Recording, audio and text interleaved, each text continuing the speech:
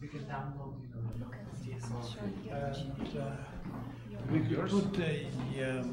your presentation. the laptop beside me, so I can maneuver it myself. Ah, yeah, sure. How about here?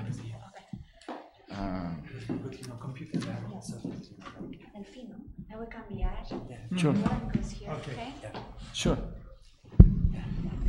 This is gonna be the micro. And let's see. Where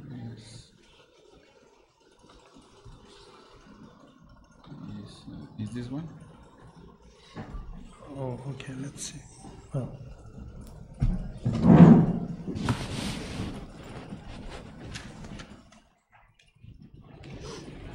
Thank you, Mexico.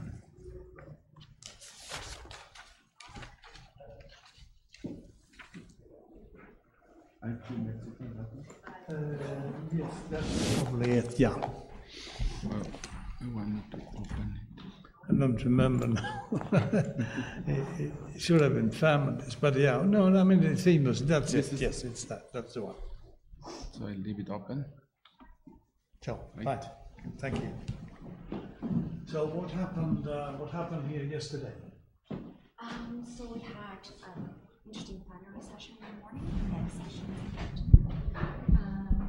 Yeah, but what did people say? So in the morning, it was pretty much about gender inequality. So it was a focus on gender inequality. And then during the afternoon, there was different sessions on family and justice and care, family and inequalities. So the afternoon was quite varied. I didn't see if I have a program here. Do you have a program? I'll ask. For some reason, I've never been given a program. I have mine, but I will ask Lucas to. I'm gonna see your program here outside. Yeah, so there was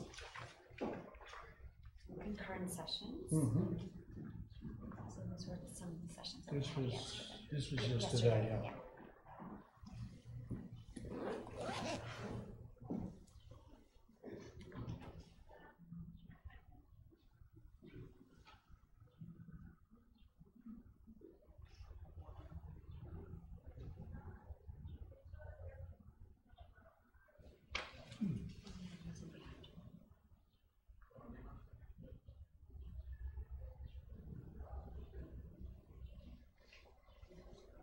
Oh, I see. It's also in extra Latin America, Vietnam families. And in the morning, the plenary had, so the speaker spoke in English, but the discussants spoke in Spanish.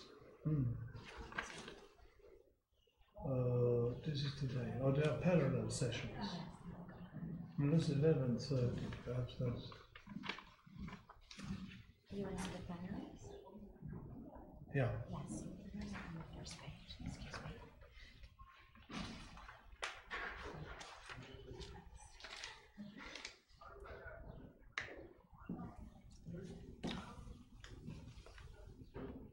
Oh, Chen Chung is here as president of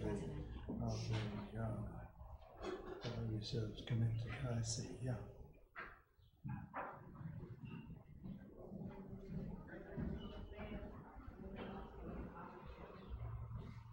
So how do you pronounce your first name? Is Yoran? Is it Yoran? Yoran, yeah. For a soft G, yeah. I lived in Norway for 2 years. I know Norwegian is not the same as Swedish. Oh, you did? I did. I was visiting the University of Oslo. Such an interesting language. I know Norwegian and Swedish is quite different, but no, they are very similar. Actually, they are more similar than Spanish and Portuguese. No. But this is the Program. oh, that's the program. Okay. Here you could show you what we know. Stuff like that, and also everyone has small. What's this one? Oh, from the Dia de Muerte. Still the last day of November. That's cute. Okay. I really like mine as well. Sure. I'm going to Yeah, of course, yeah. Also, it's scheduled only for 9:30. That means something will start at 9:45 is set. Yesterday we started 20 minutes late. I am originally Portuguese, but I've been abroad many years, so I'm not used to for me it's a 9:30, it's a 9:30. But in Portugal it's the same, I'm just not used to it anymore. We also have in Portuguese, 10 minutes kind of late start. I don't know the rest of the people where they are. Yeah, so we have some more RCO6 members, and we're just waiting if you potentially some numbers that are stuck in traffic. Yeah. Traffic is just a nightmare here. I know, and it's like, this is the Or who will city. be my critic? No critique. Well, it's supposed to No. No, I was joking, of course. I mean, but Actually, it should- this is it's part of the both of us. collegial. Should be the both of us, but the chair is not Oh, here. you- I'm a but discussant also- as well. Oh, But I just yeah. have a few little comments. Very general, because we didn't have it before. Actually, the chair was Professor Vargas. Vega. Vargas, Eduardo Vega. Yeah, but he's not coming, so I'm doing the chair. And I'm doing Uh-huh. the middle part of the discussion. Okay. Originally wasn't the Yeah. But Okay. Delphine will be your main discussant. Just have a few 10 minutes. No, actually, no. I prepare something, hopefully short. Oh, the day is supposed to end with traditional folklore dance. No, that was yesterday, so I missed that. But there's a cocktail today, yeah. Okay. Yeah, it's a What was the chair of this session originally, Professor Eduardo? whatever. Eduardo It's the Vega? director, this time is, like very big, book fair in Guadalajara. Yes, I know. I mean, the friend of mine I ran into last night, like he's going there to present the book, yeah. Yeah, because the biggest one, and like directly, and to be, many people from Milan, they went to Guadalajara. Oh, I see. I mean, it's an event. I mean, people, from Ciudad de Mexico, go to. Yeah, to Guadalajara. It is considered to be one of the biggest, like book fair in Latin America and the Caribbean countries. At least I didn't have to go. My book is in print. Well, Yeah. you've been there. Okay. It's Already yours, in Spanish, Yeah, right. Yes, yeah. That's the Argentine edition. Yeah. There is a Mexican one. The Mexican one, that's the one. Oh, is this the Mexican one? This is the one Mexican. Oh, this is the fun. Yeah. I'm only looking for economic. Yeah. Oh, yeah, I'm missing them up. Yeah. I haven't. I don't think I've seen this. I don't know what that stands for. Is that like a door or what? Well, Or not? don't ask me. I don't designer. know. That's the designer. Is that a presentation of the cover?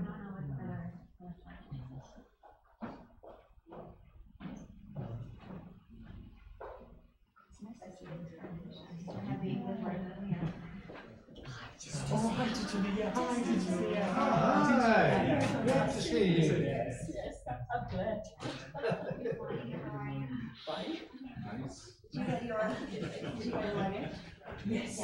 At 12:30 midnight. Oh. Finally. Finally.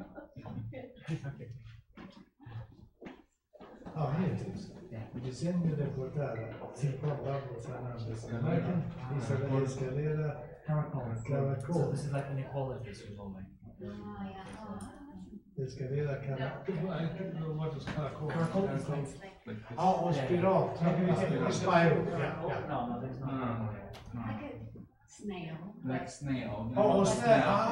Yeah, but it's But it's an architectural name. what in other languages you can't say a snail staircase. You have to say a spiral. Yeah. Spiral. The literal translation would be the snail. Okay. The literal translation would be snail.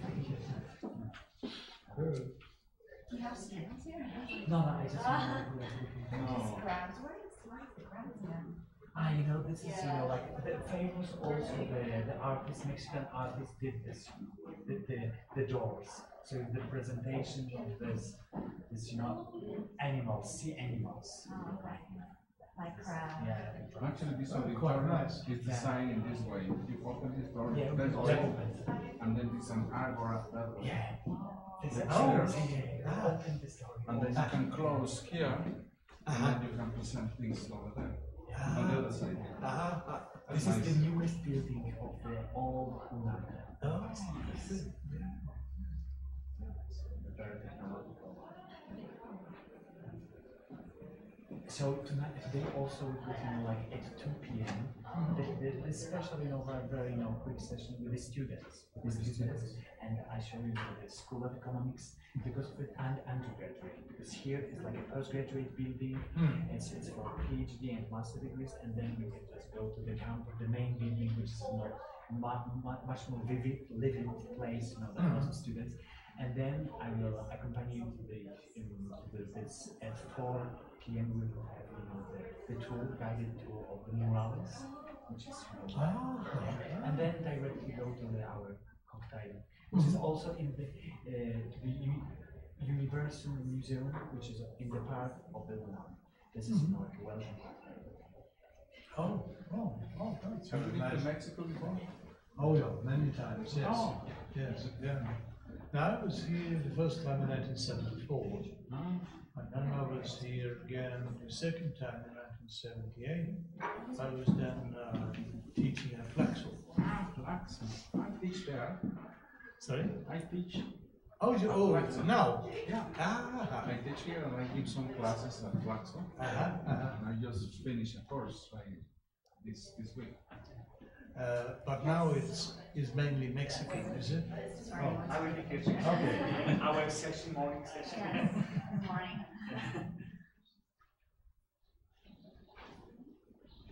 Yeah, thank you. At that time, I mean, it was, virtually all the teachers, were exiles from other countries.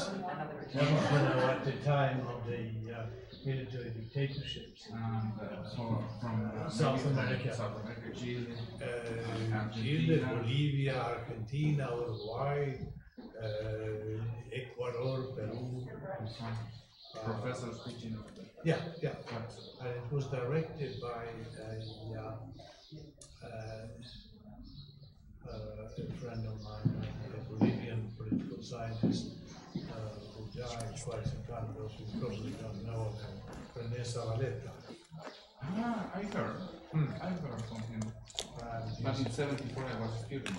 Yeah. Let me show you something. Maybe you know Cortez from Chile? No, I don't think No? I do. No. He is at Flaxel, and he was one of the exiles. He was not there then. There are not that many. Corana, I will present you Veronique Village, which is coordinator. Very nice to meet you. Yes. How was your trip? Well, pretty tiring, but But okay. okay, yeah, sure, yeah. Good. I came from Brazil.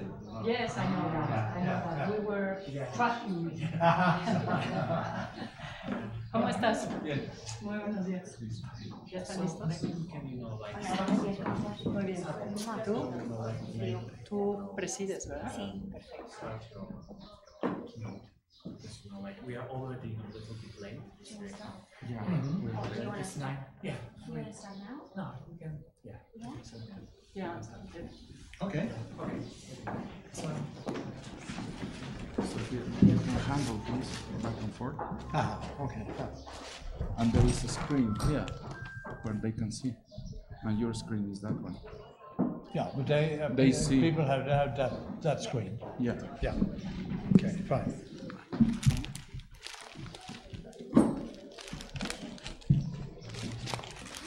Oh, this is yours. No. Actually, no. No, I didn't. So I Mine is this. put this into my.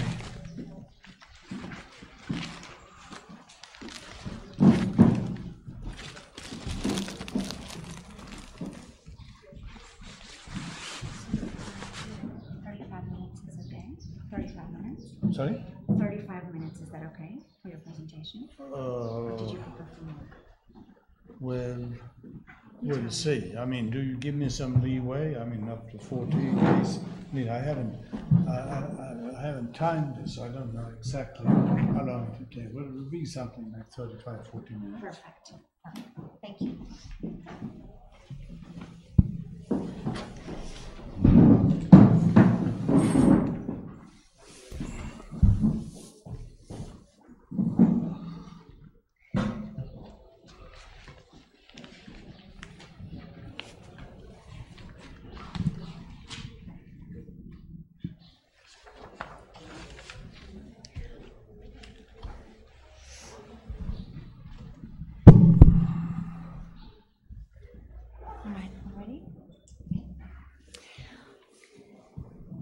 Good morning, everybody. Buenos dias.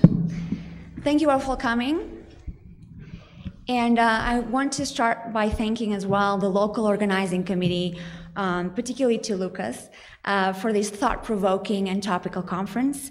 It is an honor to be here at UNAM, one of the first houses of sociology and of critical sociology in Mexico. We at the ISA, at the International Sociological Association, are very familiar with the work of Raquel Souza from here, from UNAM. And I was reading this really interesting paper about sociology in Latin America on my way here. And it was really interesting to see that in the 70s, Mexico welcomed the diaspora of sociologists from Brazil, Argentina, and Uruguay who were escaping military regimes there. And so in 1985, Agustin Cueva stated, and I hope this translation is not very bad, the following: Latin American exiles and immigrants come to Mexico in successive swarms, as well as social scientists with large experience in the profession.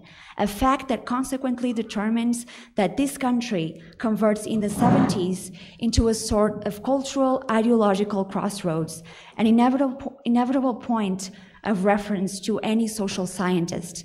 And here we are again in Mexico at that crossroad to talk about inequalities. So we have an outstanding plenary for you this morning with a keynote by well-known and influential sociologist, Professor Joran Thurborn, followed by an intervention by Professor Delfino Vargas Chanes, also a leading international Mexican sociologist, an expert on poverty, health, and development studies. So there has been some changes to the program, and in addition to a discussant role, I will be chairing this session as well on behalf of Professor Eduardo Vega.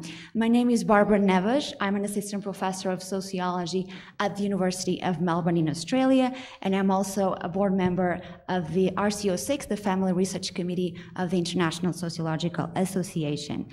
So we will start with Professor Joran Thurborn, who needs no introduction. However, as the chair, I have to say a few things. And so I'll just say a few words about Professor Joran Thurborn. He's a professor emeritus of sociology at the University of Cambridge in the UK, and affiliated professor of sociology at Linnaeus University in Sweden. Professor Thurborn is an internationally celebrated global sociologist, famous for his research on global processes of inequality, social class, sex, gender, family relations, critical theories, Marxism and capital cities, and power. For RCO6 members, Family Research Committee members, his book Between Sex and Power, Family in the World, 1900-2000, has become a stapler in our sociological library and syllabi. And his latest books, The Killing Fields of Inequality, 2014, and the new edited book, Cities and Power, 2017, have gained wide-reaching attention and recognition by academics and non-academics alike. His work has been published in at least 24 languages, and he's amongst the most highly cited contemporary sociologists. But Professor Thurborn is also a civic intellectual, devoted to universal freedom and equality. In fact, his work draws on worldwide research and perspectives.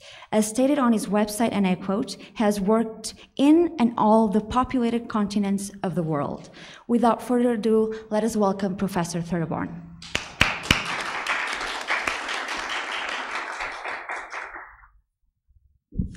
Well, thank you. Good morning, everybody. I'm glad to be here. So many thanks for the invitation. I'm sorry, I have to apologize that I couldn't be here yesterday. That was because of pre-arranged commitments in Brazil. Okay, what I'm going to take up is the kind of the double meaning of family in a perspective of inequality as both a major culprit of inequality and a victim of it. And for that reason, we can say, that the family is the pivot of inequality. It's the place where children grow up and where the future is decided and formed. And on the one hand, the family is a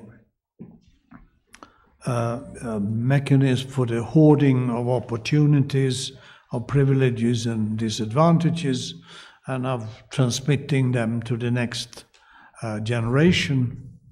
But as we shall see, and as you know, perhaps, is also a victim of severe inequality, which undermines it, erodes it, and tears it apart through economic stress at the losing end of inequality.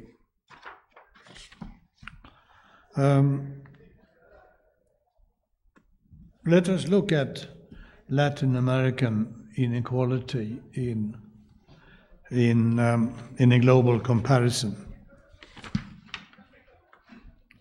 It doesn't matter. My own papers have gone sort of shuffled about. Yes, it's true, as was stated, in the invitation to this symposium, that Latin America is the most unequal region of the world.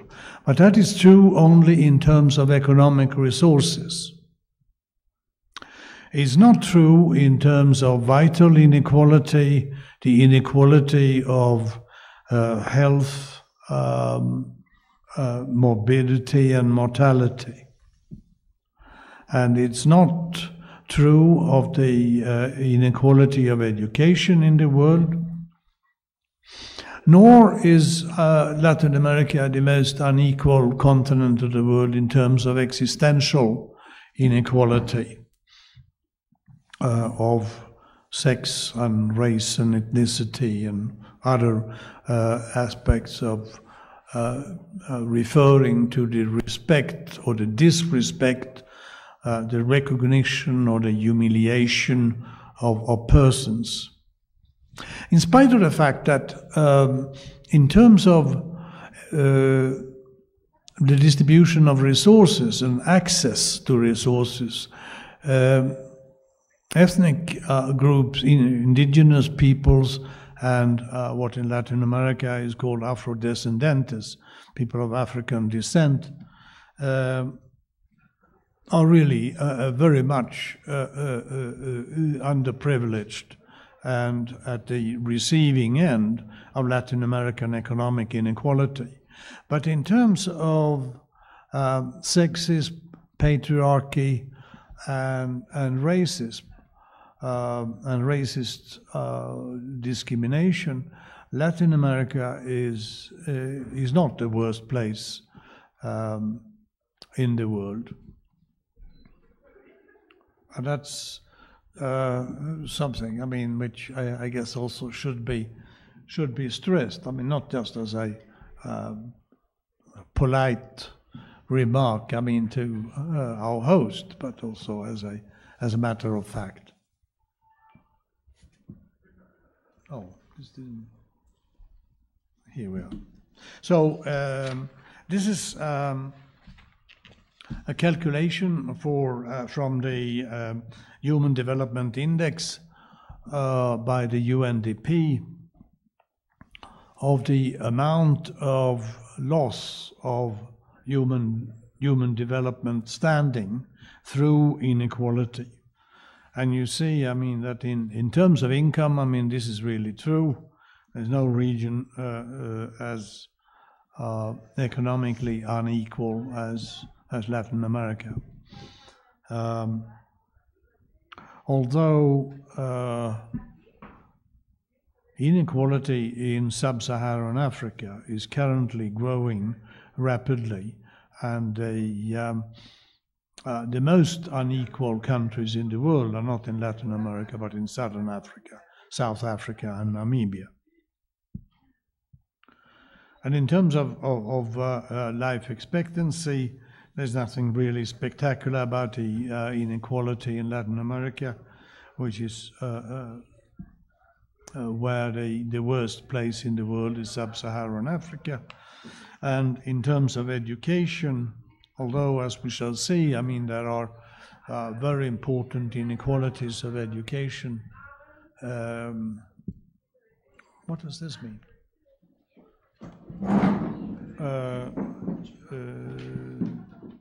There is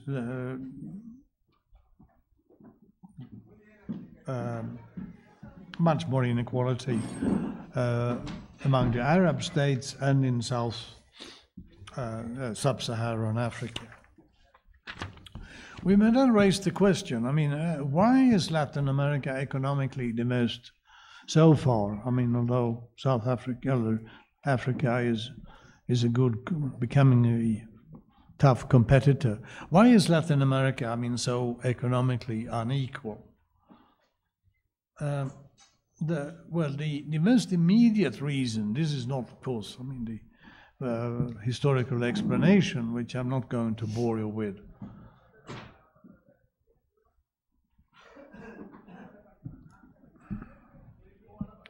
It's because Latin America combines a relatively developed capitalism without any significant redistribution. These are sort of Gini coefficients. I don't know how all of you are familiar with that, but it's a measure of most common measure of income inequality, and it runs from 0 to 1 or from 0 to 100, depending on the scale you use. And the higher it is, I mean, the more unequal is the country or the continent.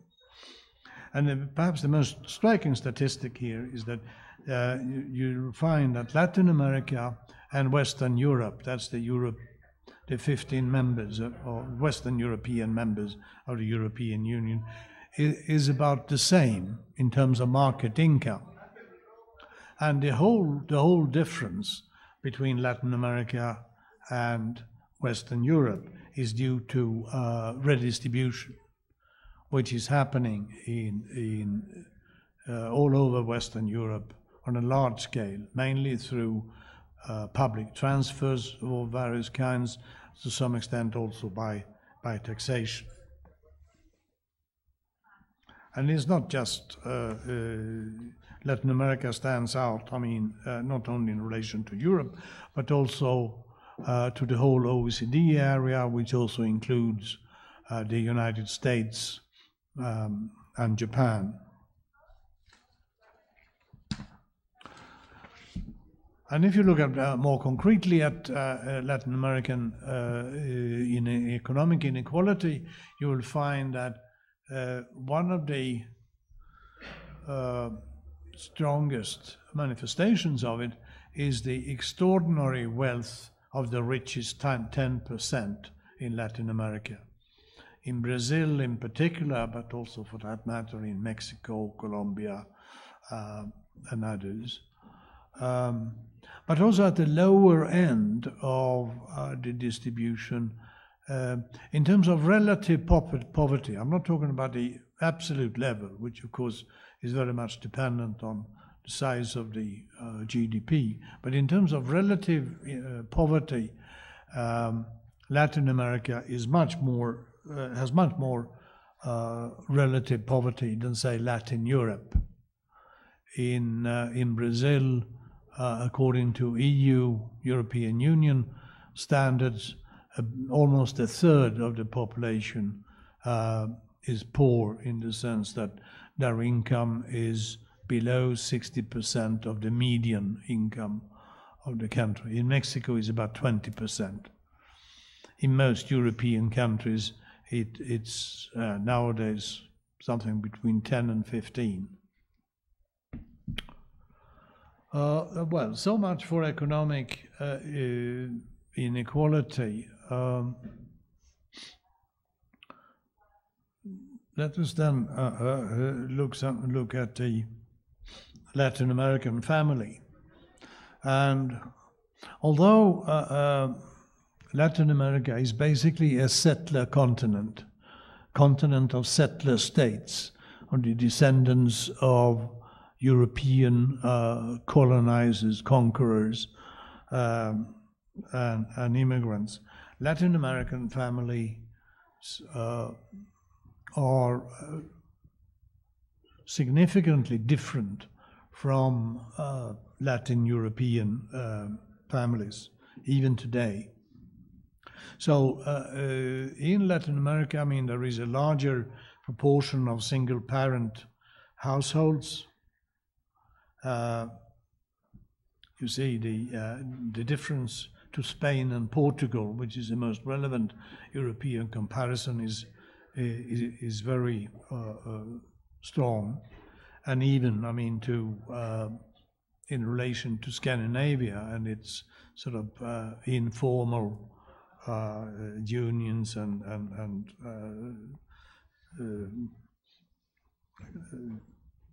many sort of single-parent households. This is also in Scandinavia much lower than in Mexico, Brazil, or Chile. Another respect which is also striking with Latin American families, first, what was to me, I mean, the most unexpected finding when I started looking at this 15, 20 years ago, when I wrote this book on Between Sex and Power.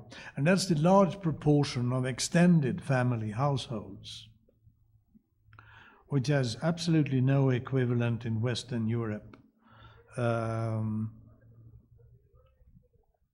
Although under the economic crisis, I mean, it's not, you do have it to some extent, I mean, in Spain and Portugal.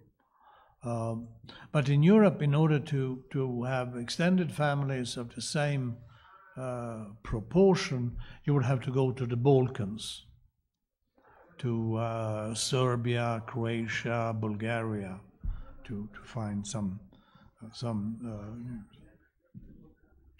Then there are the substantial difference between the size of families by income classes and ethnicities tends to be larger in Latin America, I think, but that's something you should expect from perhaps from the stronger economic inequalities. And indigenous and Afro-American families have usually around one more child than white families. Another quite striking thing is the low female unemployment in Latin America, which is particularly striking if you compare, say, Mexico with Spain, where comparing so-called New Spain with Old Spain, or for that matter, comparing Brazil and Portugal. Although I know, I mean, there has been a strong expansion of female labor force participation, particularly in Mexico, in the last decades, but there is enormous long way to go. So let's go back, I mean, to the general problematic of the family as a culprit of inequality.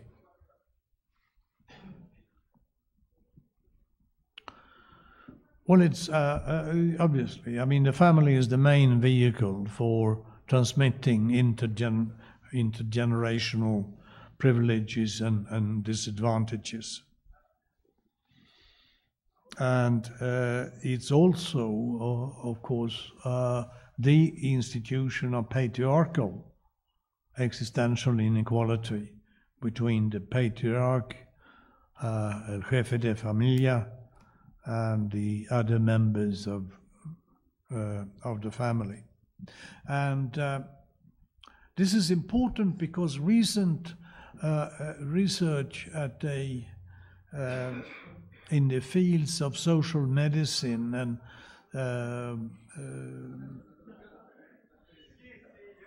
at the interface between neuroscience and medicine and social biology are increasingly pointing to the importance of the family as an institution and the importance of the social context of the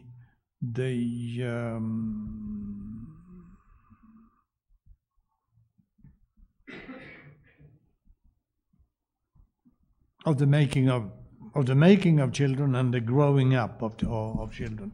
So one is this one of the most interesting research branches in this field, which is rapidly developing, is epigenetics, which has found, I mean, that the genetic program of the fetus, human beings, the genetic program of the fetus, it's how it is expressed in the born child and her development is to a considerable extent shaped by the social condition of the gestation, the social condition of the pregnant mother.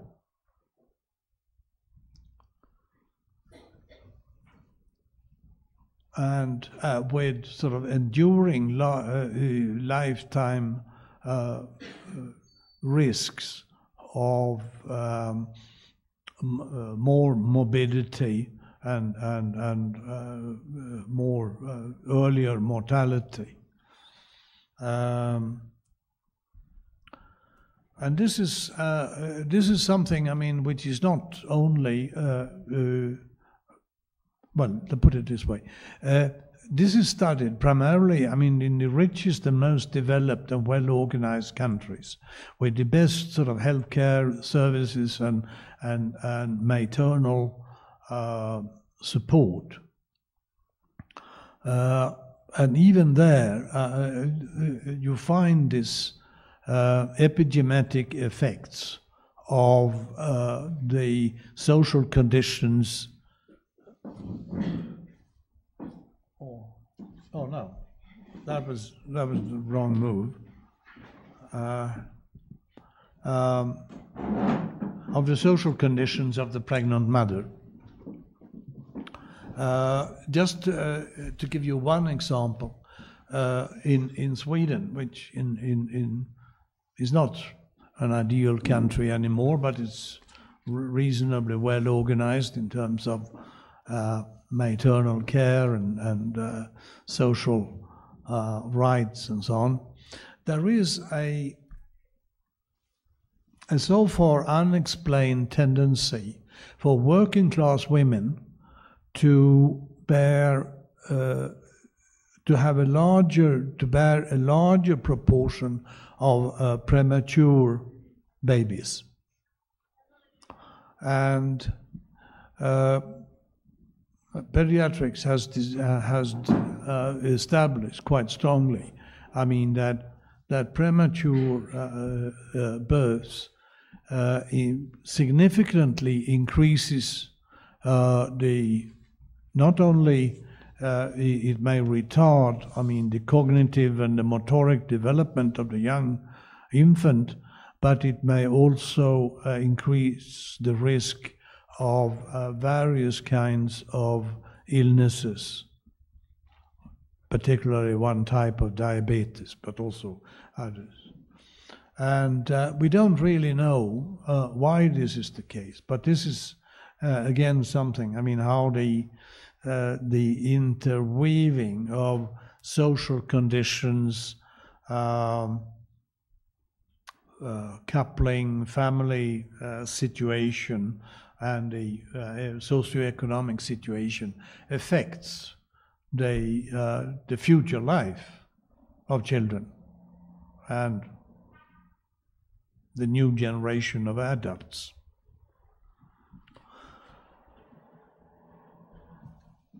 And we have also, I mean, very good data which have been developed of extensive research. I mean, since the 1970s, when it was launched as a hypothesis that early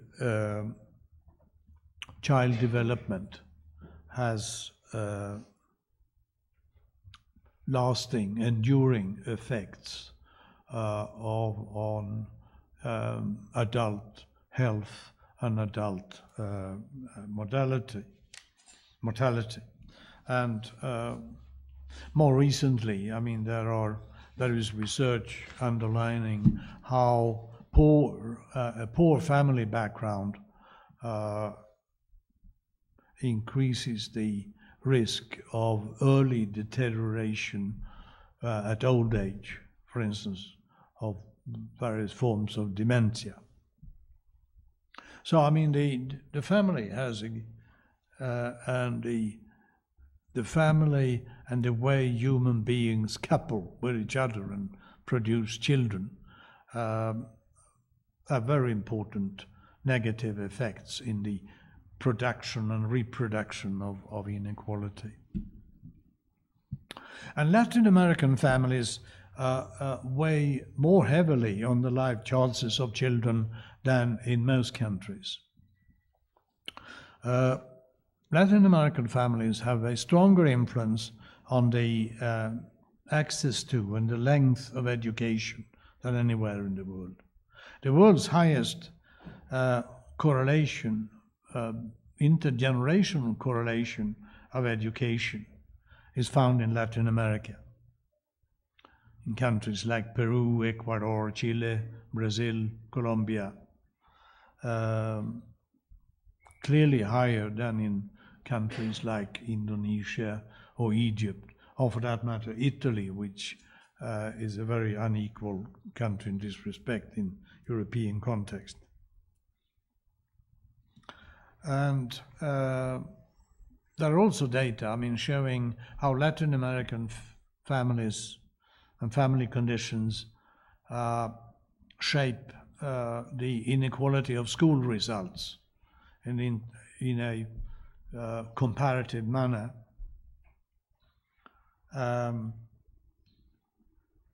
This is from the so-called PISA study of 2006, which studies the capacity of pupils in reading, science, maths, at various ages, 13 to 15 usually. And you see here, I mean, that Argentina and Brazil, the higher this index, it means that the more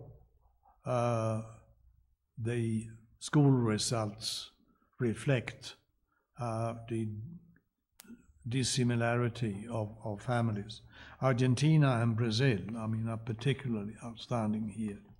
Whereas Mexico, that's one of the few indicators of this size where Mexico comes out relatively well. I mean, in comparable, I mean, to Spain and Portugal. And Latin American, the income of Latin American parents have the strongest influence of the income of their children, after South Africa, which is, as I say, the most unequal country of the world. And Mexican capitalism is, as you know, I mean, a family capitalism, and this family capitalism is very unequally distributed. But the family is also a victim of inequality. This is also something, I mean, very important to stress. And Latin America, of course, has seen much of this. Plantation slavery was the most destructive social system, destroying families. It was particularly destructive in Brazil, much more so than in the United States, which meant that the slave population in Brazil could not be reproduced, but had to be constant, massive importation of new slaves from Africa in order to maintain the slave population for the Brazilian plantation owners. And also the first industrial proletarianization of 19th century Europe, I mean, was very destructive of families and family life, of child labor, absolutely inhuman conditions of living and working, very high mortality and physical deformation and so on. And what we are seeing now, and this is a noteworthy phenomenon, is a post-industrial polarization of coupling and family life. It's particularly pronounced in the United States, and there's been quite a lot of literature of it, but we have noticed it empirically in Western Europe as well, including Scandinavia. To what extent it has reached Latin America, I don't know. I don't have the sufficient data, and I haven't had time to dig into this.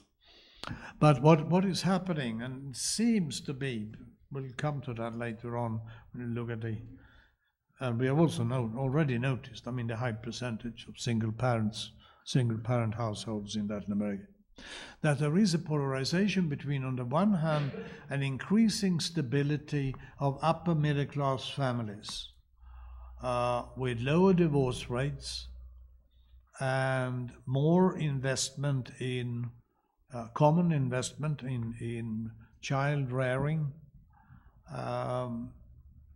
from both fathers and mothers, and at the low end of inequality with increasing precariat economic conditions, there is an increase of instability of coupling, of couples breaking up and leaving children in single-parent households, often also not only poor but also in themselves rather unstable, and with stepfathers coming and going, and this and with very little sort of investment in child upbringing. And this comes after the golden age of the family, which was the period of consolidated industrial capitalism in the midst of the 20th century. The heyday of the nuclear family in the capitalist world, which has been broken up by deindustrialization and the destruction of stable working class jobs and the rise of an enormous precariat in unstable employment. There was also a period, I mean, of questioning of the nuclear family, which also came in between. I mean, there was the the period of my generation, the 1968 generation, where we were questioning the nuclear family and its sort of confinement and closure. I think that critique, had something to it, but it can also be argued, that in retrospect, seeing the current polarization of post-industrial precariousness, that period of the 1950s was also a period of good family life in many working class households, which provided a basis for future generations. The Latin American families are vulnerable, I think, for many reasons, because of the low female employment rates, that the kind of the discrepancy between household resources and number of members. It's the poorest households which have the largest members, and the large proportion of single families. And social protection is extremely underdeveloped in Latin America. And it's only 40% of Spanish and Portuguese spending. And the country which is really spending quite significantly, Brazil, most of that spending is on an almost bizarrely unequal pension system, which mainly benefits the higher public sector managers and judges, and up till now also university professors, I should say.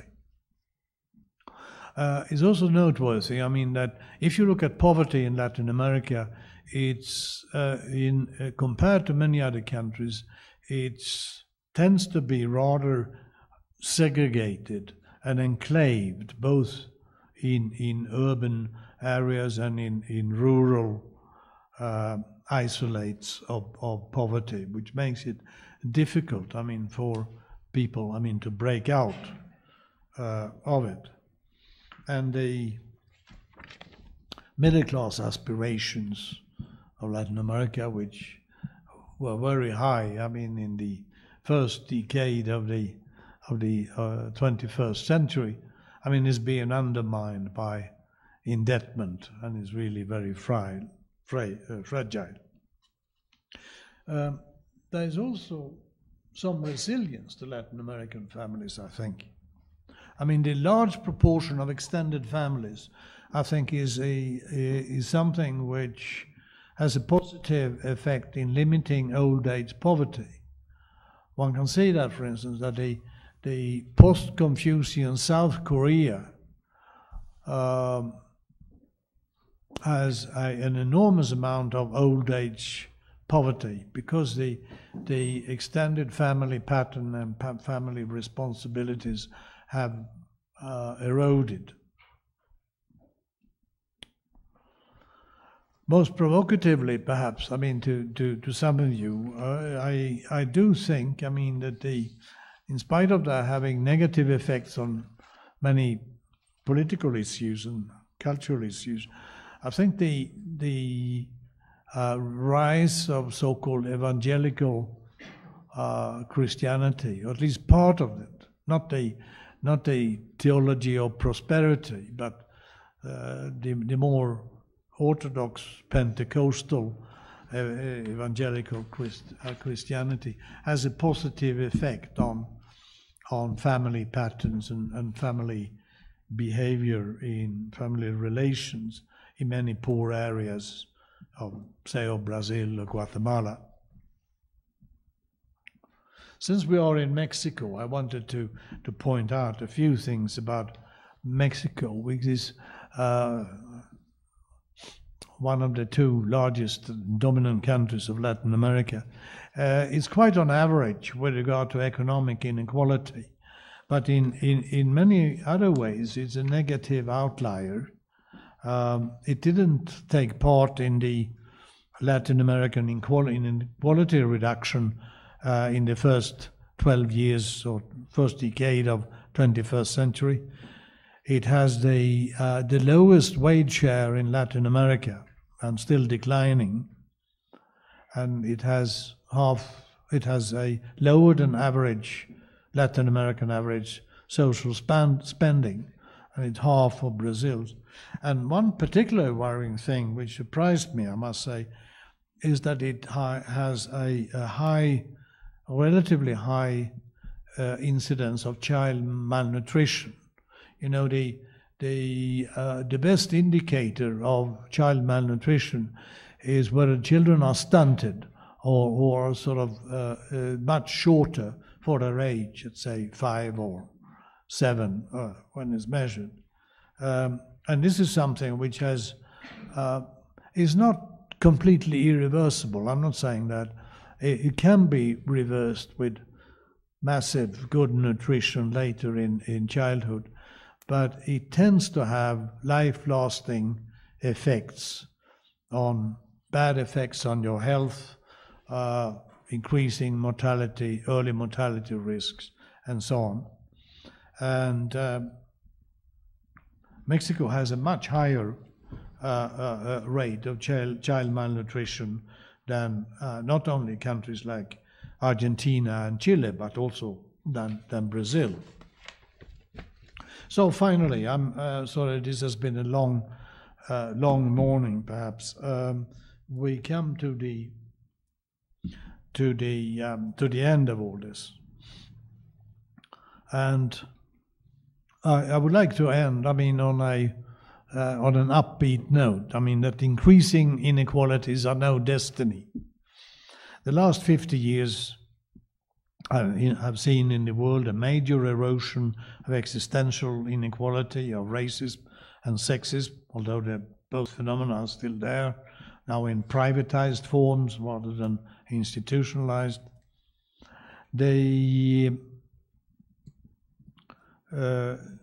post-1950 equalization of inequality of health and longevity, life expectancy, which was reversed by the two phenomena of the AIDS epidemic in Southern Africa and the restoration of capitalism in the former Soviet Union, have now been recovered both in Africa and in Russia, and in the rest, even earlier in the rest of Eastern Europe.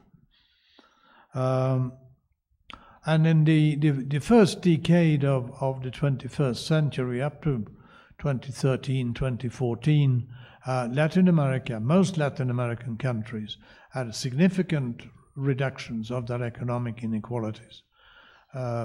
Most strongly in Bolivia, but also very strongly in a country like Brazil. Very marginal in Mexico.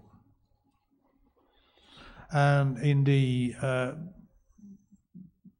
future, the rest of the century, I think the common planetary climate change to humankind will require, less inequality and more trust and solidarity. And finally, what, as Lenin said, what is to be done? Well, I think, the crucial thing is the chances of children, and that they get a common development from a very early age, from long before school, in terms of infant development, and then a common quality of schooling. We know, that one of the major inequalities of education in Latin America is the inequality of the quality of education. And children are, of course, the future of the families. That's where the crucial thing is.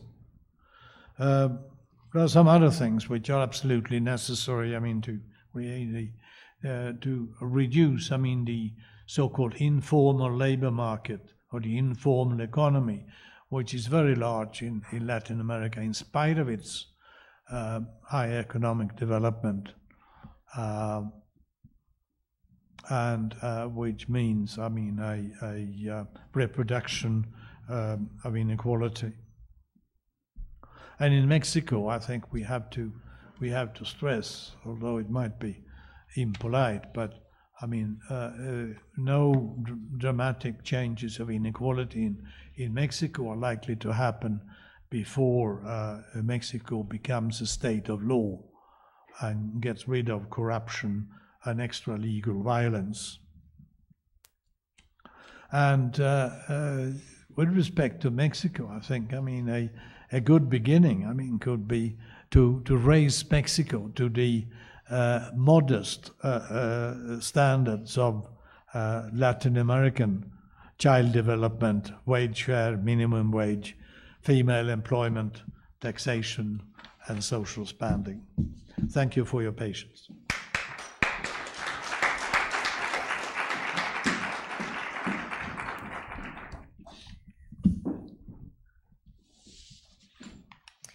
Thank you so much. Now I would like to introduce our next speaker and discussant, Professor Delfino Vargas Chanes. He's a professor here at UNAM within the Development Studies program. He has been a researcher at several universities and institutions in the US, including Mayo Clinic, University of Pennsylvania, and Arizona State University. His research areas include advanced quantitative methods for social sciences, longitudinal studies, and multidimensional measurements of poverty. Professor Chanes has published extensively in Mexican and international academic journals and in a variety of areas and disciplines from sociology to medicine. He has been awarded several medals and honors for his work, including an Excellence Award for his doctoral dissertation at the Iowa State University in the US. Thank you.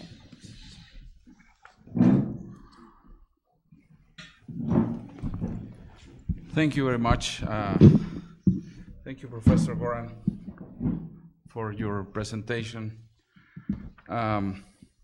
Especially the issues that you pointed out. Some of them, they are very relevant in our country. As you notice, there are several inequalities in Latin America, and we are facing now a very critical phase where inequality and poverty are mixing and putting a scenario, a risky scenario for many Latin American countries, in particular to Mexico. And that has to be discussed by the academy, because we need to be aware of what's going on in our countries and have some standing points to change it, possibly in public policy.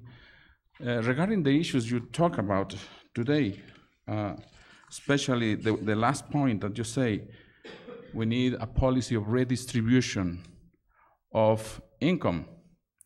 But as you pointed out, inequalities are not only income-based, are education, health, and other topic. And those inequalities we are talking about today in this session. And also you talk about corruption and violence. That's another issue that our countries needs to face, especially right now that we are trying to fix this problem, at least in Mexico.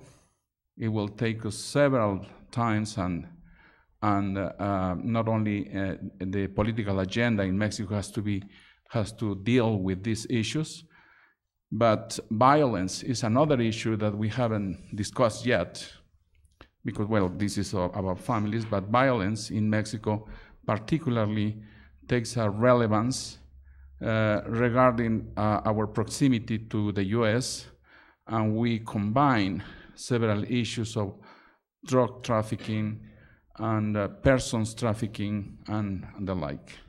So I did a little presentation for you, trying to pick up some of the points that Professor Goran told us today, and I later we will kind of discuss. I actually will shorten it because usually when I do things I present, we tend to present more, but I will try to shorten it to make it easier for opening the discussion whenever you are ready for this. My take is going to start with the economic recession in the 30s in the U.S. Why the U.S.? Because in the U.S. they actually have an effect on Mexico. Whatever we say, we have a saying in Mexico, whatever the sneezing point, if the United States sneezes, Mexico gets a pulmonary disease. That means whatever is happening at little scale in the US, in Mexico is an earthquake, an actual earthquake. So that means whenever there is something going on in the US, in Mexico, it's actually a bigger repercussion. So in the 30s, we faced in the US the biggest depression, and children of the Great Depression suffer a lot. But why do I point it out? Well, because there is a lot of research done in the US about the children of the Great Depression. I cite some authors in the Transparency. One of these is Glenn Elder, who made an important work in Oakland University, Berkeley. And they actually follow families over time. And there is more documentation on those effects that those children of the Great Depression had on parenting.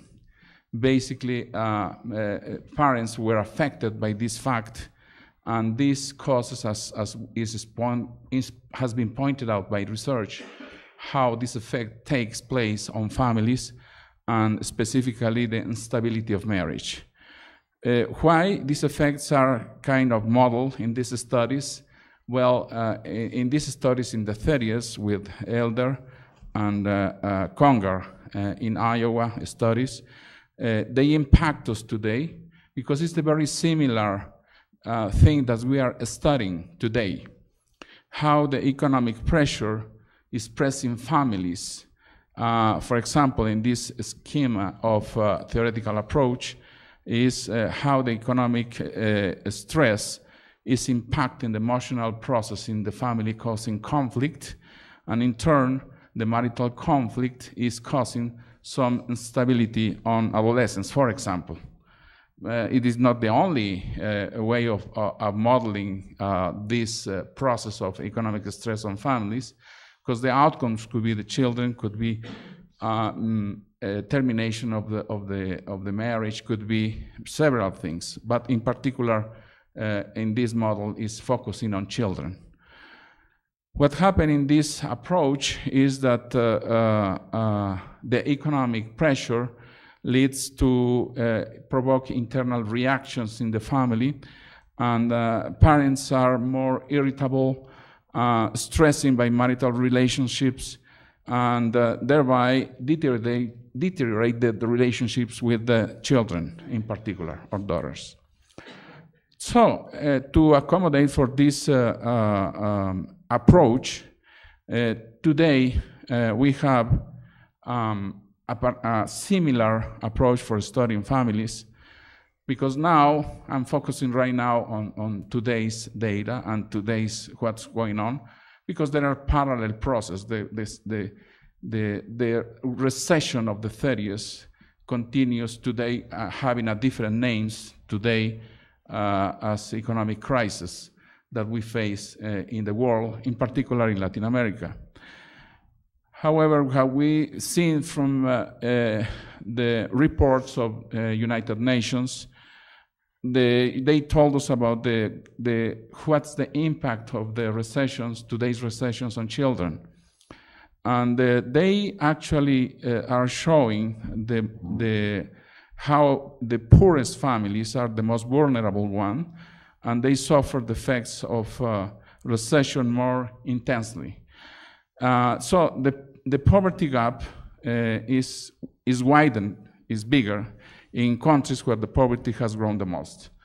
So in general, the problems that we are facing is that the mortality rates are increasing, as has been pointed out. So the Great Recession has caused suffering in families, and a lot of children has been affected for this cause. In particularly, 2 million children are affected in Mexico, for example. The effects on the recession are large because Mexico belongs to the Organization of Economic Countries for Development. And in the OECD countries, Mexico has large effects as shown in this graph. Child poverty in Mexico is about 34%, about in the 2012, 29 in 2008. But there are some increases as well in other countries, in OECD countries. So that means that is not only seen in Mexico exclusively, but overall the world is happening a similar situation. So another significant effect on the recession is the unemployment among adolescents, because that affects young people as well. I mean, whenever we see this figure, the unemployment figures among adolescents and young people ages 15 and 24 have grown to 34 to 41%. And in particularly, these effects has been affected on adolescents as well, because when they have to be prepared for the future, they actually have to be facing helping their families instead, because actually they don't need to work, but they have to work because the families cannot make their ends meet. So that means in this case I show the impact of the crisis on unemployment for young people, and I show the percentage of young people between ages 15 and 24 who do not study or work is about 21%.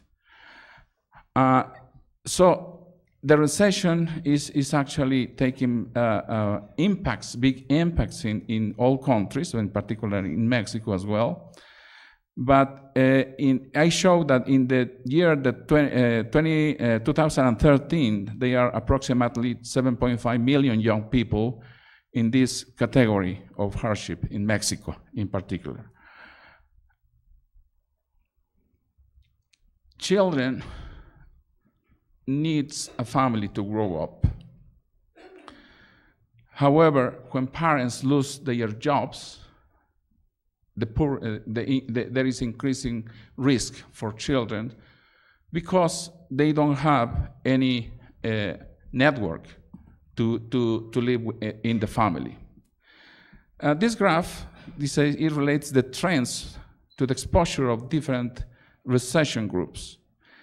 The dark blue, I hope that you can see that, because I don't know if the colors are good or not. Well, the top one, the top line, shows the households with the most affected people.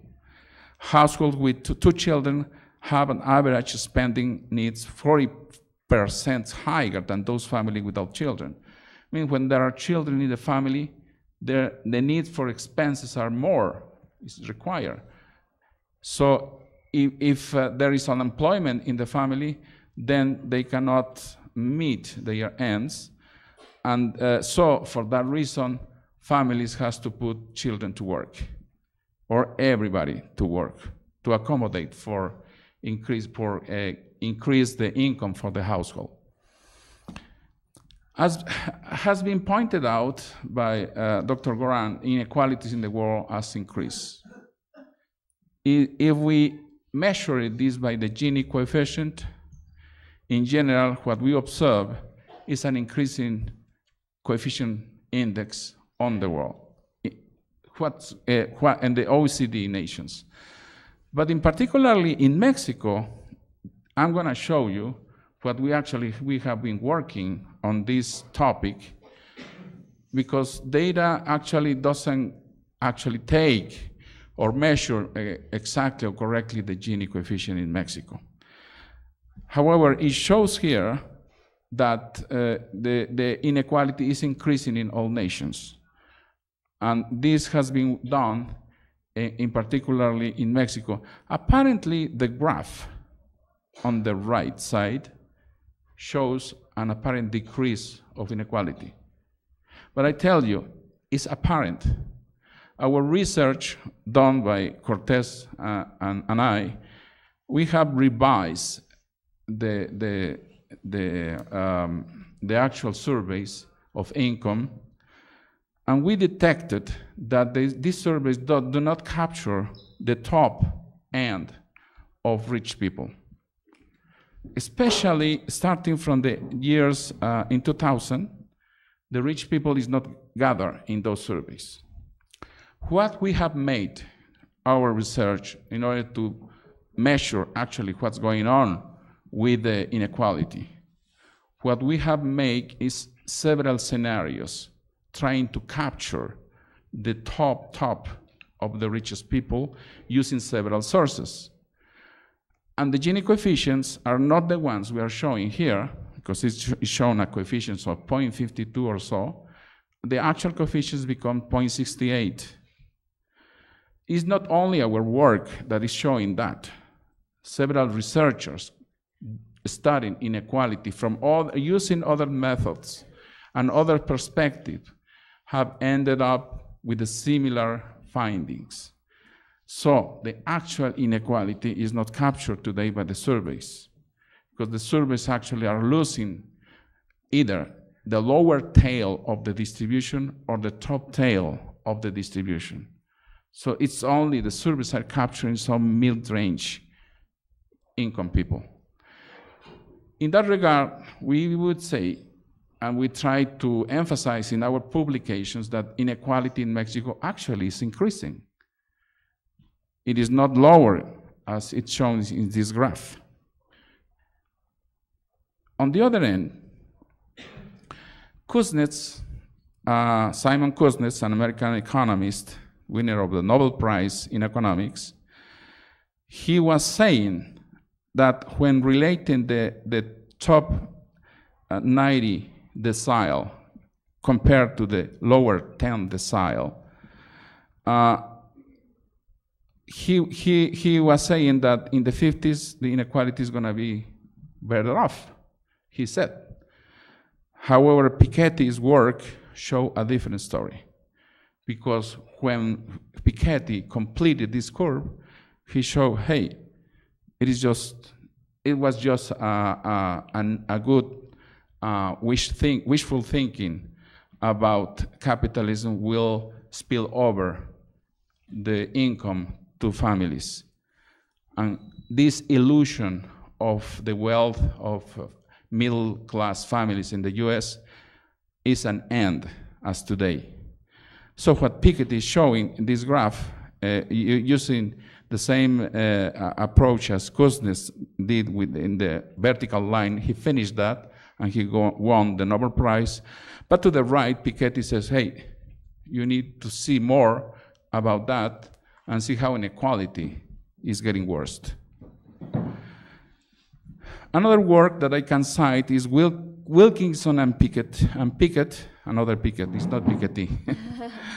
This is Wilkinson and Pickett, the book. It has a lot of research, but I have this citation from the Spirit Level book, which shows that the effects of inequality in several outcomes, in particular in mental health, is devastating, because there is a positive relation between inequality and prevalence of mental illness, which is greater in countries with greater inequality. So as inequality grows up, the mental illness increases.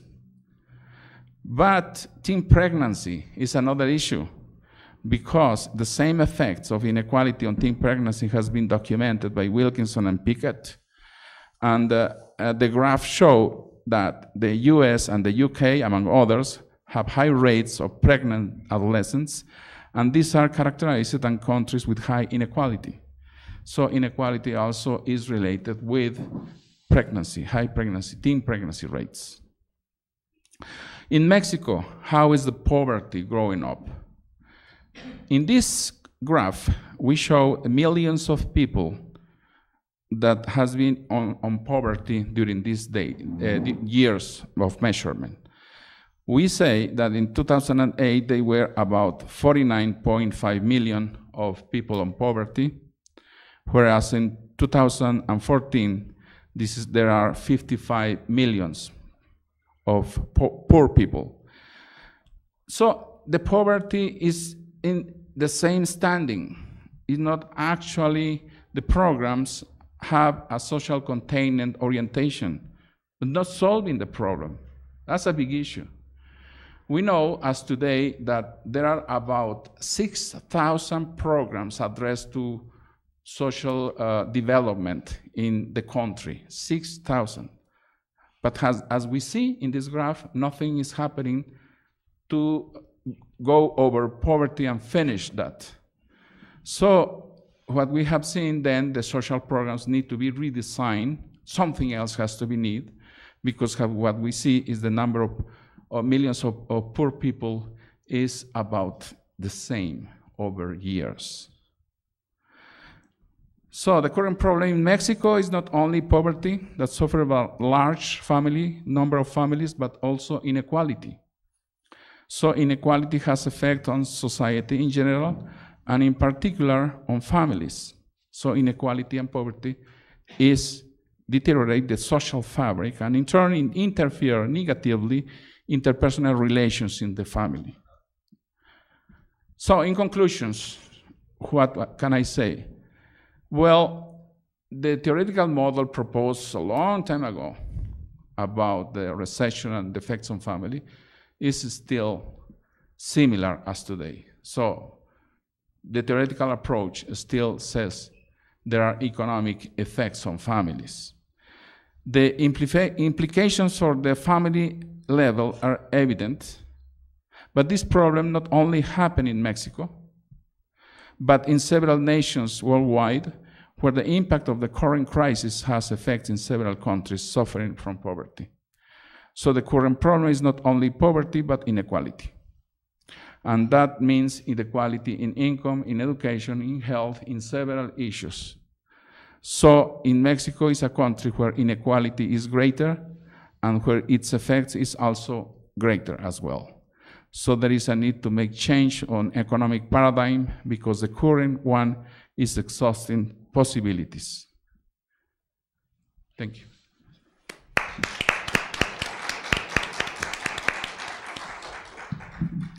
Thank you very much. Now I'm just going to go back to my original role as second discussant. I'm just going to outline a few questions, and then we're going to open the floor for discussion.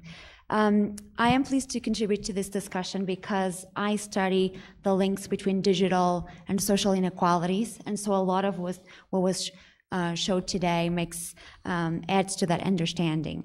And after these two brilliant talks, I just want to outline a few issues. And I will start by addressing the importance of family studies to examine inequalities, connecting micro, meso, and macro level.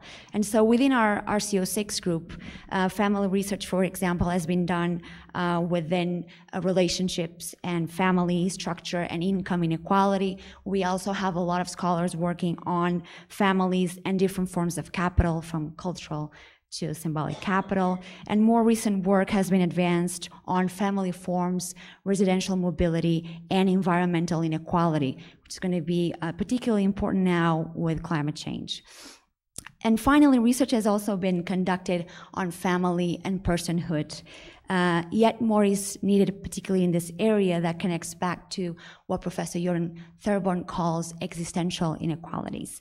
We know from the data from what was showed today, but also what was already developed by French sociologist Pierre Bourdieu, that the family is an entity and structure that produces and reproduces inequality. But as you could see today, family is also a victim of inequality.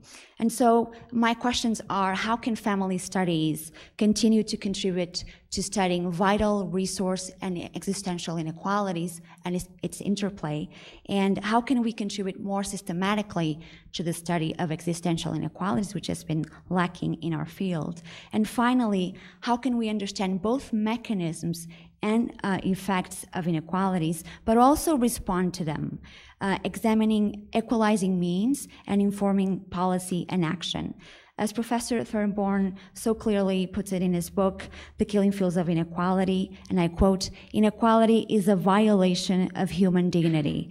It is a denial of the possibility for everybody's human capabilities to develop." More as shown today using a range of data, inequality kills, and life under inequality, and I quote from the book again, is nasty and short. Next, I also want to highlight that the sociological focus on inequality is not new. And now we could already see in the work of Henriette Martineau, the first female sociologist, the importance of a comprehensive understanding of inequalities. She was the first to focus on gender, race and ethnicity and family. And she was also the first to derive an intersectional approach, particularly something that would relate to what today Professor Thorborn calls existential inequalities. Martineau advocates for a critical science, and although seminal, Harriet's work seems to have been forgotten by the canon. When I ask my students, third-year undergrads or graduate students, who was the first female sociologist, or if they know any female sociologist or any non-white sociologist, they look at me like I'm mentally deranged. They have no idea. They don't know what to tell me, and so we are failing them as scholars. And this is quite interesting for Henriette Martineau because she translated Auguste Comte's positive philosophy from French to English. And she also expanded on a lot of his work. And so he liked her translation so much that he would tell his students to read her version and not his original version. And we all know how Comte was a bit vain, so it was interesting for him to do that. In a letter to a friend, he acknowledged that Martineau and him would always be linked forever as the founders of sociology, and he was so wrong. And I make this point to draw attention to the fact that we need to apply multidimensional approaches to the study of inequalities, but also multi-theoretical and multi-methodological perspectives to ensure that comprehensive approach that we need today. As we forget about Martineau, we also tend to forget that not all models come and have to come from the global north. In her provocative book, Southern Theory, Australian sociologist Ryan Connell explores the theories of the global south and their centrality to fully understand similarities and differences across nations and regions. And both Professor Thorborn and Chance also talk about the importance of this diverse approach. So my final question is, how do we fight for an inclusive discipline? How do we guarantee that we're not studying social inequalities while perpetuating inequity within? Thank you so much, and I'll open the floor for discussion now. Questions?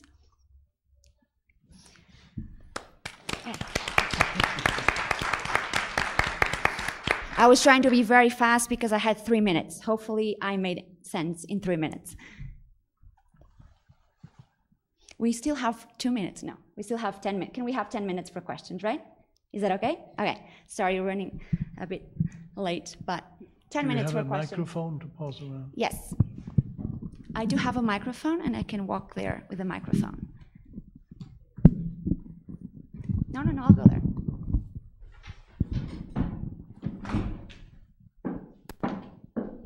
I'll be the usher as well. I love multitasking. I don't want it. I was going to help you. Oh, thank you. Questions? Now that I'm here, you feel the pressure, right? So the first question is always the toughest one, so I asked for a second question. Chinchuni, I know you have a second question for us.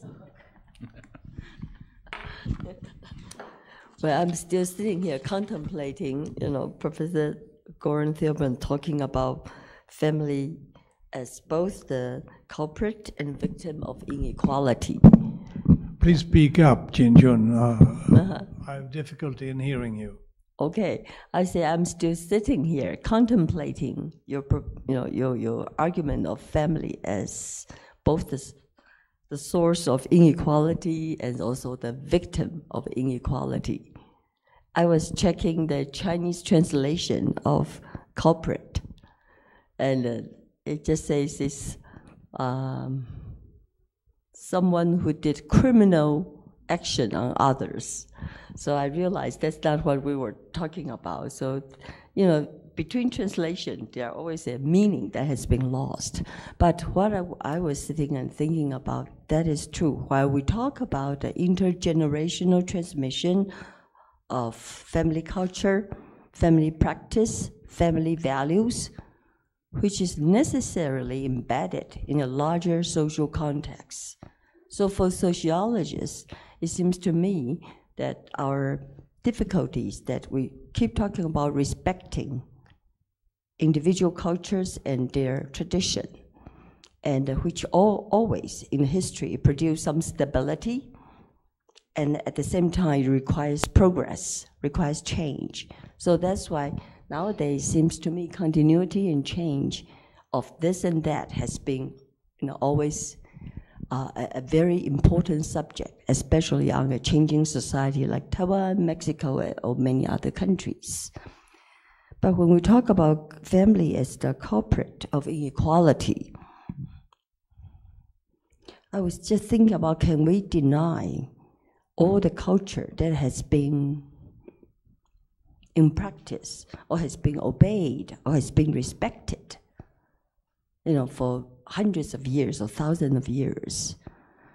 Well, I'm sorry, I was not ready for a question. As I say, I was contemplating my my thoughts. So I think I would like to share. Maybe we'll have more talk in the future. Thank you. Thank you so much. Well, I have a question then. Questions? Professor Jordan, could you please explain the difference between vital, resource, and existential inequalities? Thank you. Yeah, okay.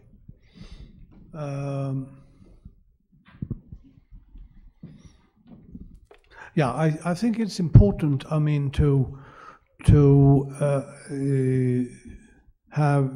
develop a kind of theoretical analysis of inequality at the same time as with a deep sort of ethical and moral philosophical argument about what is wrong with inequality. And as you quoted already, the inequality means a violation of human rights and equal human dignity. So if we if we believe in human rights, that's of course a value which not everybody shares. But if we do that, that means that we agree. That every human being should have a right to develop his or her capability, and inequality is preventing that. Preventing the majority of people from doing that. And I also think, that part of this theoretical development, we have to answer Amartya Sen's classical question, inequality or what? And he gave a very sort of abstract, but also, in many ways, fruitful definition of the inequality of human capabilities. But we have to concretize that, and it's in that way that I think we can group, all the different manifestations of inequality into three major categories. And vital inequality refers to the inequality or the unequal treatment of people, of human beings, as organisms, as living organisms with the capacity of feeling pain, of suffering, and for that matter also pleasure. And vital inequality then refers to inequality of health, most explicitly.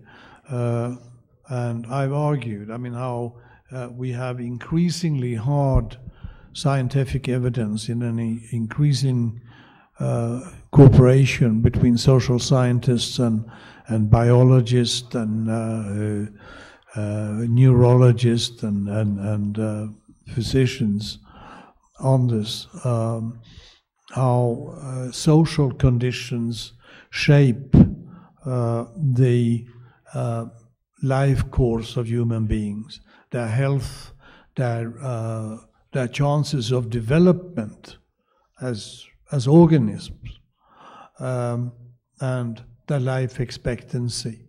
So vital inequality, is something we measure in terms of most easily in third world countries where life tables are difficult to calculate. We can measure it by inequalities of child mortality, which is the main reason, the main force driving inequality of life expectancy in poor countries. But there's also, we have now, with the possibility of social medicine, the capability of calculating the number of years people can be expected to live, not only life expectancy, but also health expectancy. The number of years people can be expected to live without serious illnesses. So that is vital inequality. The inequality of health and life and death. And it's a very general phenomenon, this life expectancy differences, and they is one of the inequality indices which is most clearly defined by class and social conditions, and not just by national levels of development. So, for instance, in a country like Sweden, the different life expectancy between the poorest and the richest municipalities of Sweden is about the same as the national difference of life expectancy between Sweden and Egypt. And in many cities, there are now calculations of the different life expectancy in different areas of the city. Whereas the resources people have available, is still, to 2/3 defined by the country they live in. So that is vital inequality. Existential inequality is something which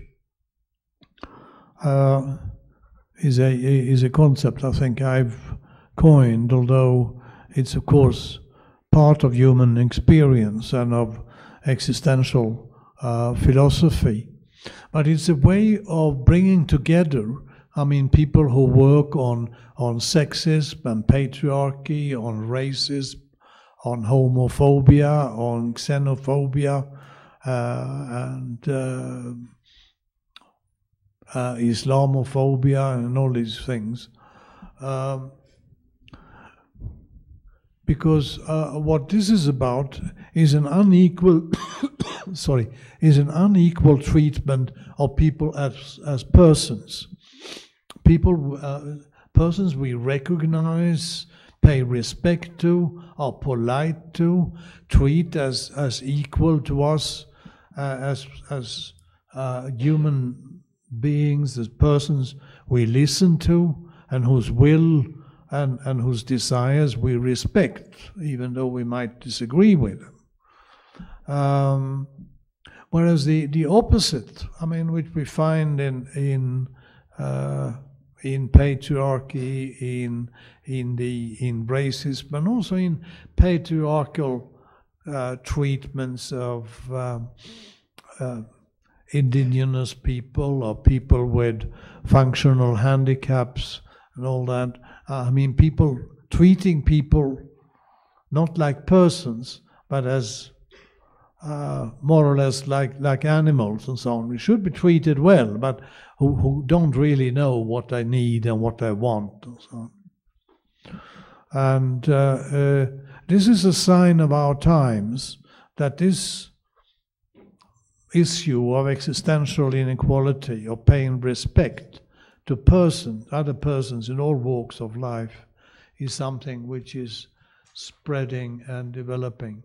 For instance, the most recent update of the Hippocratic Oath, the pledge which you have to make as a physician, which goes back to classical medicine in Athens. It's called the Geneva Pledge by the World Medical Organization.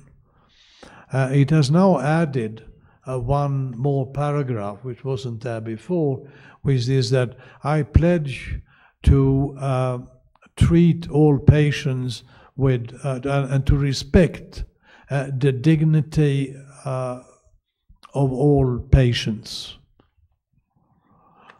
So this is an issue of dignity and respect, of recognition, which previously has been dispersed among, well, there have been feminist studies, anti-racist studies, studies of patient rights and so on, but they all refer to the existential treatment of persons, and therefore we should bring them together, analyze them together as expressions of existential inequality. And then thirdly, human beings are not only organisms and persons, they are also actors. And as actors, we need resources. And income is, of course, the most valuable resource because it can be exchanged for other goods of all kinds. But there are also other resources of social contacts, of education, or cultural capital, as it's sometimes called in the Bourdieu tradition. And we may distinguish between having resources and having access to them, access to education, access to water, access to clean air, and all that. These all refer to resource inequality, and I think it's and we shouldn't disperse. I mean, the various manifestations of inequalities into a myriad of individual, singular manifestations of discrimination and privilege and inequality, but to try to form analytical categories which can be used in theoretical analysis and in human enlightenment, arguing for, the importance for human development and human capability and human dignity, that inequality is reduced. Hablo en español. ¿Sí? Bueno, muchísimas gracias por sus conferencias, por la gran cantidad de elementos que incluyen de lo que tiene que ver con las propuestas desde el Estado, la mirada macro a la economía, las estadísticas de los diferentes países acerca de familia. Comparto plenamente lo que ustedes han presentado y también quisiera agregar para preguntar. Esto del olvido de la familia en el desarrollo, que regularmente las estadísticas muestran lo más general, ahí está incluida la familia. Sin embargo, parte de lo que tiene que ver con la formación de los seres humanos, su desarrollo humano, eso que es como la función que hoy día le queda a la familia y al Estado, entre la familia y el Estado y las instituciones, pero que no aparece tan claro, porque realmente tiene que ver con esa configuración del ser humano. Lo que pareciera ser que se ha perdido, que la escuela no tiene, que la institucionalidad en general no tiene y que hoy día tratamos de llamarlo políticas para las familias, pero que tampoco está ahí. La familia sigue siendo un olvido en el desarrollo.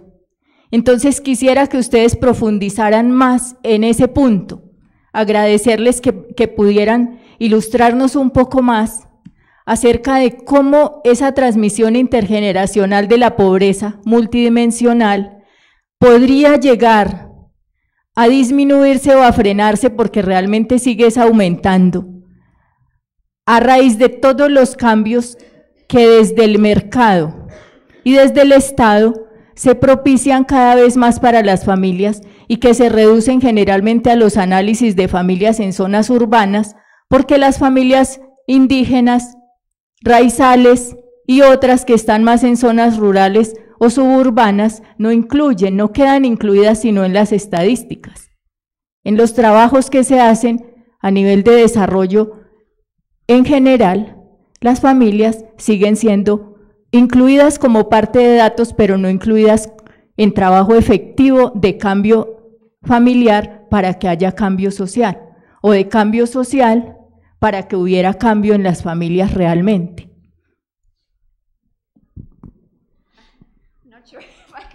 Everything. You want to start? Okay, thank you. Very important questions regarding the public policy. How is this addressed to families, basically? That's what you are saying, that how institutions can be shaped in a way that can be addressed for positive effects on families.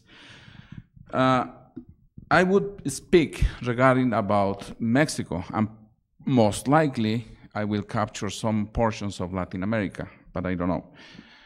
In Mexico, we have what we call a social program for families. We call that Prospera. It's a program. It's a social program, basically addressed to families. However, as I said in the transparencies, it's a contention program. It's not actually for stopping poverty. It's actually for only sustaining a little bit the effects of poverty, but it's actually not having immediate positive effect. Why? Because the infrastructure of this country, of Mexico, is not capable of absorbing these people that is actually moving from lower ends to a little bit higher ends in education, for example. And the nation is not capturing those people, because those people who before didn't have a primary elementary education and now they have a secondary education, they don't have outlets where to work. So what they do ending is making photocopies in an institution. That's not productive. And on the other end, for example, for the students that end schooling in Mexico, they don't have a good opportunities for work, because the first work earning salaries are very low. Why is that? Well, because we don't have a special, the network for the first time work, people who work is not there. They don't have vacations. They don't have, it's poor network actually, poor salaries. And no actual social networks. So what is ending is this, the infrastructure of this country, and most likely most of the other countries as well, is not there. So young people doesn't have any outlets where to go. So how to address this? I will say, point it out again, redistribution of the income, basically.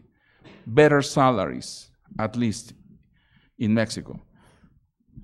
Stop to corruption, that's another end. And stop of violence to everybody. Thank you. Thank you. Well, I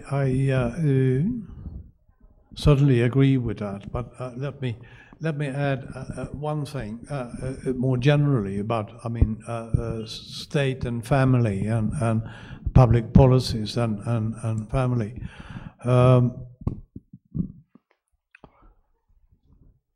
There isn't that much, which the state can or even should do, to change families. That's something, it's for couples and relatives themselves. Although, the state can provide and should provide economic conditions, like you mentioned, for families, to be formed and for children and young people to grow up. But there's one area in which I think in the long run important state interventions will be necessary to combat inequality, and that is there has to be state interventions in infant development and the development of children from infancy, long before school age, and to provide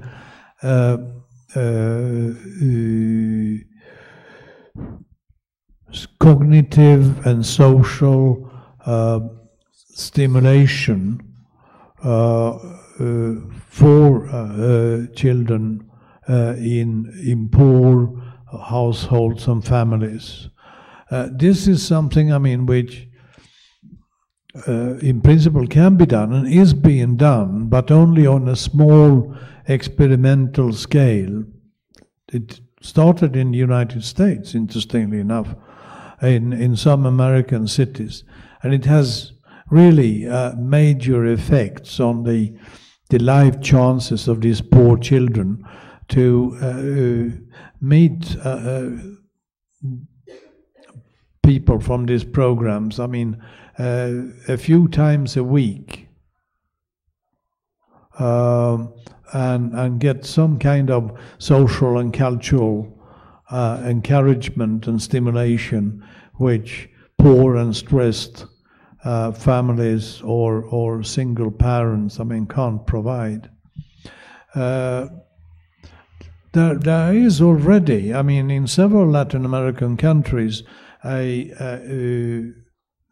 an attention to this, to preschool development of children, but it's still at a very rudimentary stage, and it will take a long time, not even in the most developed and socially best organized countries, does it really exist. So it's a long-term goal, but that's a crucial intervention in family life, which the state should undertake in the long run, in my view. All right, thank you so much. It has been a pleasure, and thank you to our speakers, and thank you to you, our audience. We have now 3 parallel sessions on migration and families, education, intergenerational relations and families, and a Spanish one on desigualdades, violencia, discriminación y diversidad familiar. Thank you so much.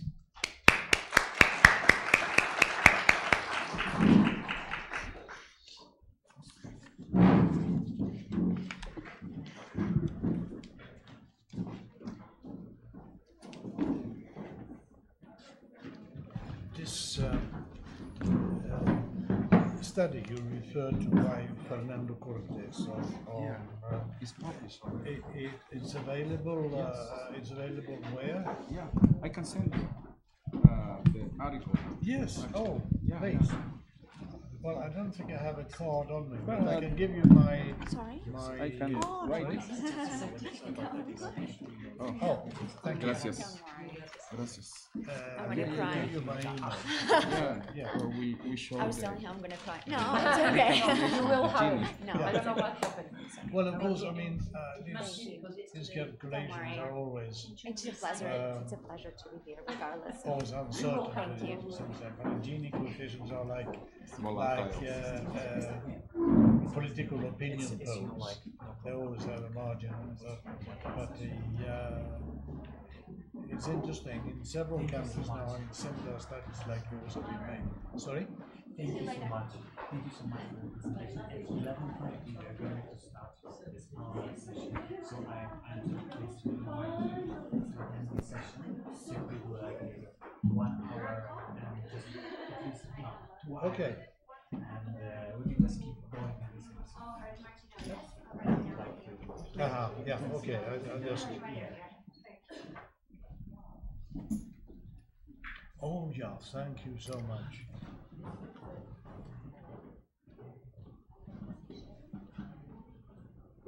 Yeah.